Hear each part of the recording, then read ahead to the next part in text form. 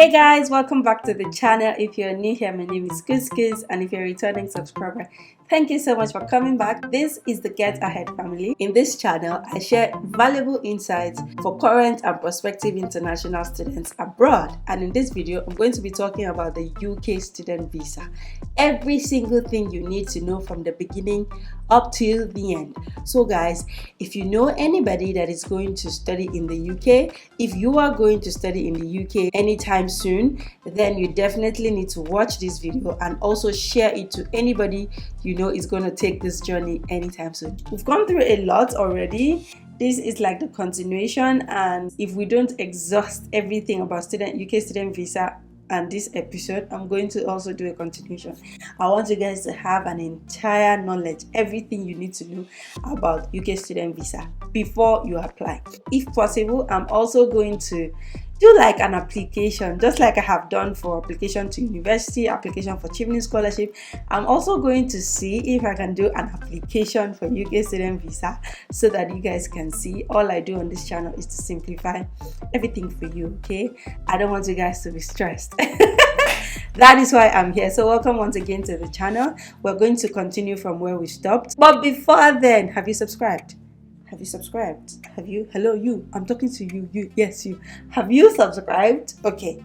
You subscribed. Have you clicked the notification bell so that whenever I post, you'll be notified? Please do well to do so. Because if you subscribe and your notification bell is not on, you will not even know when our content come up. So it's like you not really subscribing, okay? And if you're watching me right now, do well to click the thumbs up button. If this video is helpful, please like so that the algorithm will know that this is a useful video and will show other people who are interested in such content. So yes, thank you so much for coming back. Thank you for liking. Thank you for subscribing. I love you so much.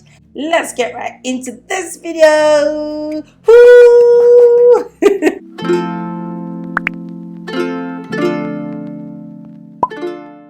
Yeah, so this is a continuation from where we stopped. We talked about how much you needed to apply for visa. We had done a calculation of how much our health surcharge is.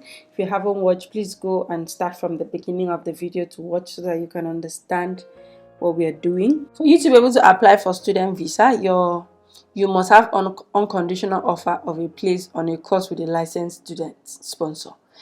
Long and short of the story is that you must have an unconditional offer of admission. Period. To prove this, your education provider will send you a reference number called a confirmation of acceptance for studies (CAS). Once they've offered you a place on the course, you need a CAS before you can apply. I've said this over and over again. You need a confirmation of acceptance of studies before you can apply for student visa. So usually your CAS is issued by the university as, okay, we are confirming that we have accepted this individual to study in our university and we are sponsoring this individual for their student visa. In that case, you would have all the requirements that was used to admit you, offer you the admission and a lot of other information. Courses you can study with, okay? For you to get a student visa, you have to study a full-time course leading to a qualification that's below degree level. Now, look at this RQF that we're talking about. So, a full-time course leading to a qualification that's below degree level with at least 15 hours a week of organized daytime study. That means like maybe diploma or certification. That is RQF level 3, 4, or 5. A full-time course leading to a qualification that's degree level or above. I know this thing. Remember when they were asking you, is your course an RQF 7? You say yes if your course is degree level, sure. So a full-time course at degree level or above, which is RQF level 6, 7, or 8, that's equivalent to a UK higher education course and is being delivered as part of a longer course overseas. Okay? Higher education is uni now. So if you're taking any course in uni that's going to give you a degree, then that's RQF level 6, 7, and 8. And usually your university will specify what level. In fact, it will be there in your CAS. It will be there in your CAS. Trust me, it will be there in your CAS. A part-time course leading to a qualification that's above degree level. That's RQF 7 or above. Degree level is RQF 7, or above. A recognized foundation program for postgraduate doctors or dentists.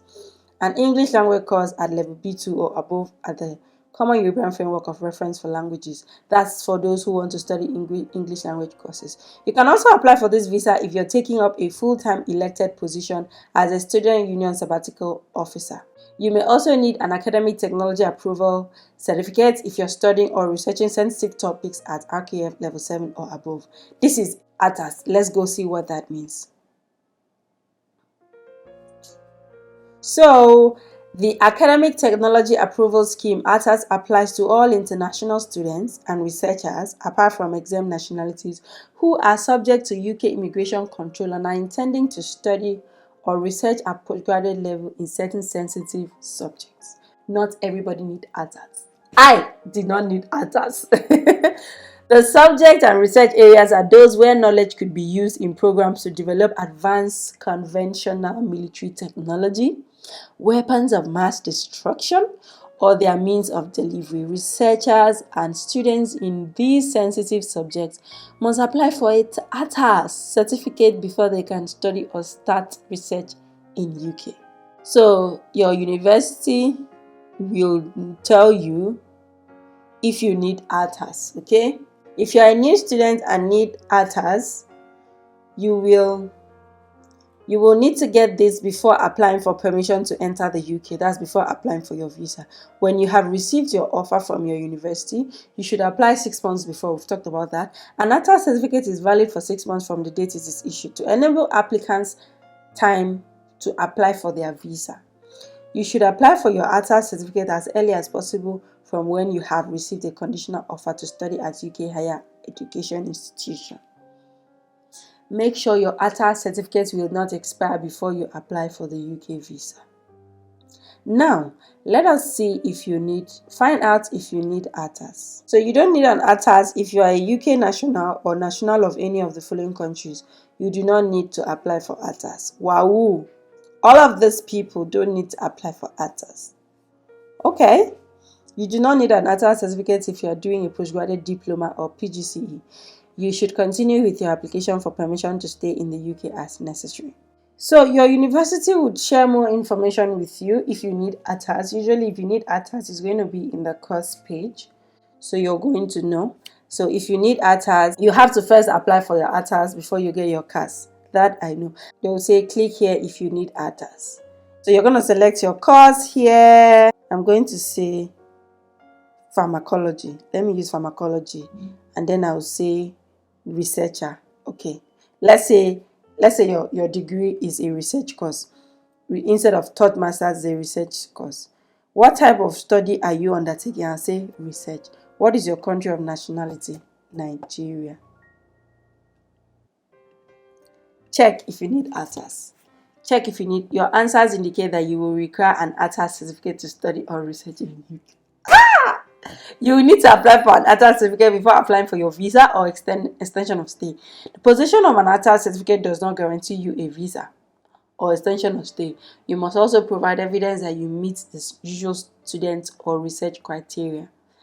Visa applications will also automatically be refused if you need an ATAS certificate and cannot provide one. In order to apply for an ATAS certificate, you will need to create a user account or sign in if you already have. And then it says here, once they've offered you a place on your course, your education provider will send you a reference number called a confirmation of acceptance for studies. You must enter this reference number on your visa application. So usually, when you make an application to a UK university and you meet all the eligibility requirements, you'll be given a conditional offer of admission. When you are given a conditional offer of admission, they will state out all the conditions you should fulfill before they give you an unconditional offer. Usually, it's like maybe English language requirement, payment of deposits, any other requirement they may need you to fulfill. Once you are able to fulfill all these requirements, they are going to give you an unconditional offer of admission. However, your CAS does not come automatically after that. You still have to apply for CAS depending on the university. You may have to apply for CAS on your student portal or on your portal. So you apply for CAS, provide certain details that you will be required to provide, and then your CAS documents will come. Your CAS document will come with all the necessary information you need to make your visa application. So it is always important to also request for your CAS document on time. Okay, so the next one is money you need. You must have enough money to pay your course and support yourself in the UK. How much money you need depends on your circumstances and what you are applying for. You need enough money to pay for your course for 1 academic year, up to 9 months. The amount you need to pay will be on your confirmation of acceptance for studies. If you've been in the UK with a valid visa for at least 12 months, you do not need to prove you have this money for your visa application. Now let me explain this. People are always confused about proof of funds. How much do I need in my proof of funds? From what I have just read, it means if you are doing a postgraduate degree of 1 year, you need the money for 1 year in your bank account to prove that you have the funds. That means if your tuition fee for 1 year is £10,000, you need to show that £10,000 in your proof of funds. Let's say you have paid £5,000 as deposit before you were given cards, then you will need £5,000 in your proof of funds. That's not enough. You will still need to show your living expenses. If you are going for a 2-year course or an undergraduate degree, which is 3 years, the website says you need to show proof of funds for 1 year. Okay, you're not going to show that you have money for the 3 years. You only need to show you have money for 1 year. I hope this clarifies the issues of proof of funds, because I get a lot of questions. How much money should I put in my proof of funds? All those questions. So now you know. So that is like the official amount that you need to pay your tuition for 1 year. It has to be in your proof of funds. Now it says here you need to show you have enough money to support yourself. So not only your tuition fee ought to be in your account, you also need to provide money to support yourself, okay? Unless you've been in the UK with a valid visa for at least 12 months on the date of your application. So apparently, if you have been in the UK before applying for your visa, if you're applying for your visa within the UK and you have been in the UK for the previous 12 months, you will not need to show proof of funds. You will not need to show proof of funds. So this is what the website is saying. How much money you need depends on where you will be studying. You will need either £1,334 per month for up to 9 months for courses in London, £1,023 per month for up to 9 months for courses outside London. This is because London is a bit expensive than other cities. So if your university is in London, you will need £1,334 per month times 9 months. Okay, we understand your course may be 12 months, but UKVI does not need up to 12 months. They need 9 months. Okay, so what you will do is put in your tuition fee for 1 year, or whatever is outstanding that you haven't paid for 1 year, and you now add £1,334 for 9 months. That's £1,334 times 9.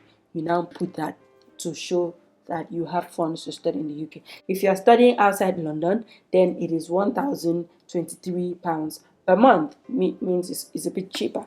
If you are boarding at a residential independent school, you need to pay boarding fees instead. The amount you need to pay will be on your CAS. That is, if you're boarding, let's say, I don't know what that means, to be honest, but yeah.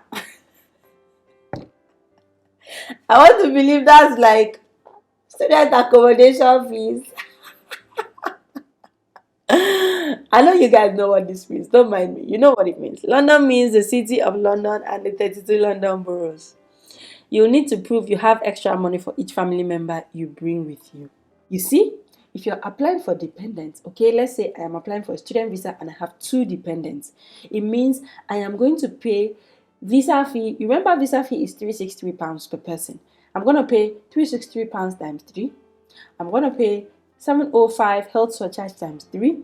You have to calculate the health surcharge per person. Depending on their circumstances and their age, it might be lower, it might be higher. And then you need to also provide the living expense per person times 9 months. That is some money. Gosh. But I know you guys have the money.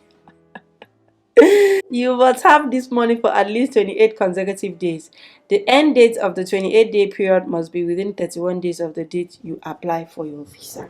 Okay, let me explain this. Although I have explained it already in several of my videos, This means that the date on your statement, the date on your statement of account that you printed to submit to your visa application should not be earlier than 31 days, and it should be up to 28 days. That money should be there up to 28 days. So you provide the money, you put in the money, print the statement of account. Like, this money can be there for up to 6 months. This money can be there forever. But the form you are submitting to UKVI, the date on the statement of account should not be earlier than 31 days that you want to apply for your visa. Is it explanatory? Let me know in the comment section if you understand.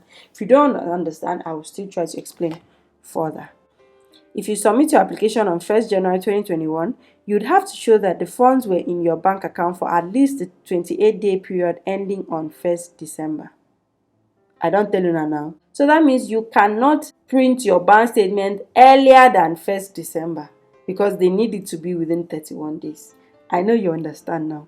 If you have a student loan or financial sponsorship, you will need to provide evidence of this from your loan or sponsorship company. If you need more information, please, this is where you have to read. When you do not need to prove you have money to support yourself, you do not need to prove the financial requirements if you've had a UK visa for 12 months prior to the date of your student visa application. You must currently be in the UK. I already said that if you've lived in the UK for up to 12 months, you don't need to show proof of funds. You're applying as a student union sabbatical officer. That's because they are going to be paying you. So you don't need to show that you have money to survive. You're applying as a postgraduate doctor or dentist on a recognized foundation program. Obviously, that means you're going to pay them. If you are from a country listed under the differential evidence requirement, you do not need to prove you have enough money to support yourself if you are a British national overseas or from one of the following countries or territories. You know yourself. If you find your country here, gosh, you don't need to show proof of funds. Isn't that amazing? However, you might be asked to provide this evidence before you get a decision on your application. If you do need to provide it, you will be contacted by UK Visas and Immigration after you've submitted your application. That means if you're from any of these countries here, you don't need to provide proof of funds, but UKVI may, however, email you or call you to provide that evidence before you get the decision for your visa. Knowledge of English. Let's go. So what I'm doing is, like, we are literally going through all the requirements for you to be able to apply for UK student visa. You must prove your knowledge of the English language when you apply. You can prove your knowledge of English by writing CELT, having a GCSE, A-level, Scottish National Qualification Level 4 or 5, Scottish Higher or Advanced Level, gained through study at UK school. So, usually, before you are given an unconditional offer of admission, your university would assess you on your level of English, okay? For them to give you an unconditional offer, that means they are comfortable with your level of English. So if you had written IELTS, or if you provided your first school leaving certificate examinations, or your A-levels exam to provide that, to prove that you wrote and passed English language, then the UKVI would be satisfied because this will also be stated in your CAS. I know a lot of people ask me this: if I don't write IELTS for my university, will I need to write IELTS to apply for visa? Whatever your university admits you with should be sufficient for UKVI. Okay? So this is all about English language. If you're studying with a higher education provider, all the requirements. Who does not need to prove their English language? If you're from any of these countries, you do not need to prove your knowledge of English if you've completed a qualification equivalent to a UK degree in one of the following countries, or are from one of the following countries. Nigeria is never in this list. Why? But we speak English in this country. This is really not good. This is not fair. We speak English. You also do not need to prove your knowledge of English if one of the following applies. You are a national of Canada. You are applying to come to the UK for a study abroad program as part of a university degree course in the USA. You proved your level of English in a previous visa application. Let me explain.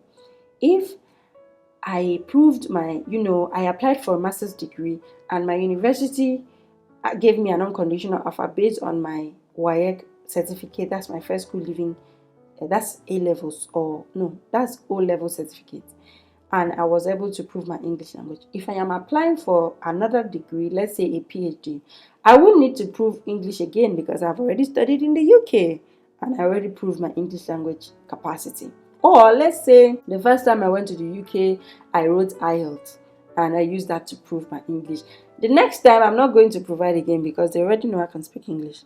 So that's just what this means. Documents you need. Finally. I have been stressed. Let us go and check the documents. I am tired. I'm tired. But I have to do this because of you guys. Because I don't want you guys to be confused this year. I want you to get it right from the beginning. I need to drink water. No. Let me take tea. I'm tired. Whoa. So when you apply for your student visa, you must provide a current passport or other valid travel documentation, a confirmation of acceptance of studies from your course provider. These two are the mandatory documents. Now, the optional document, depending on your course and your country, is you may also need to provide proof you have enough money to support yourself and pay for your course. This will vary depending on your circumstances. We've already talked about proof of funds. If you are in the UK for up to 12 months before applying, you will not need to show proof of funds. If you are from any of those countries that are exempted, you will not need to show proof of funds. If you're going for a course that are going to, a program that you're going to be paid, like student union sabbatical or dentistry program, you will not need to provide proof of funds. You may also need ATAS certificates. We've talked about everything that concerns ATAS. If your course and nationality require it, you will need a proof of parental or other legal guardian consent if you are under 18. You will need proof of your relationship to your parents or guardian if you are under 18. Your tuberculosis test results if you're from a country that needs it. Nigeria definitely needs it. If you're from Nigeria, you definitely need a tuberculosis test result. Written consent for your application from your financial sponsor if you receive sponsorship for your course fees and a living cost in the last 12 months. So if you have a sponsor, you will need a confirmation of sponsorship. For instance, I was a Children's Scholar and I was able to submit my final award letter as a confirmation of sponsorship. So I didn't need to put any money in any bank account. I didn't have any money in the first place.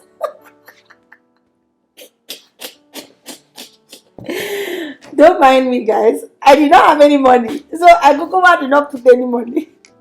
But once you provide your confirmation of scholarship award letter, then is enough for proof of funds. Let's just briefly check out this tuberculosis test, okay? You will need to have a tuberculosis test if you are coming to the UK for more than 6 months and are resident in any of these listed countries. Ha!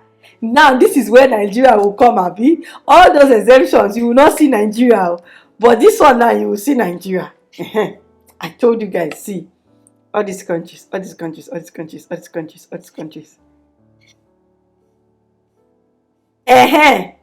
is where you see Nigeria. Before, you will not see Nigeria.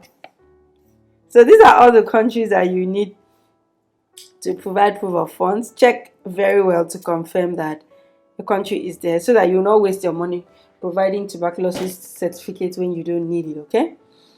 So if you need tuberculosis certificates, you will need to get that before you apply for your visa. You don't need a tuberculosis test if you're a diplomat accredited to the UK, if you're a returning UK resident and have not been away for more than 2 years. You lived for at least 6 months in a country where TB screening is not required by the UK. Oh, really? And you've been away from that country for no more than 6 months. Oh, really? So that means if I live in a country where TB certificate is not required for up to 6 months, and I have been away from that country for not more than 6 months, I don't need a TB certificate. That means I should relocate. I should relocate to one of these countries. I think pregnant women may not need that. So please come and read through everything if you think you need a tuberculosis test certificate. Now, you may need to provide additional documents depending on your circumstances. Read the guidance for full list. Let's literally just see this full list of documents and see. Students, okay. This is some lots and lots and lots of. Whoa!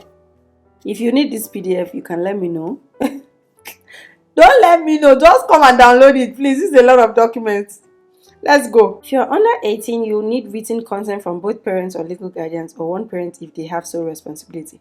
This must include their consent for your visa application, your living and care arrangements in the UK, your travel to the UK. You also need to provide a copy of your birth certificate or another government issued document that shows the names of your parents. Now, I think we have covered everything that has to do with the preconditions to your application. The preconditions to your application. You must apply online for a student visa.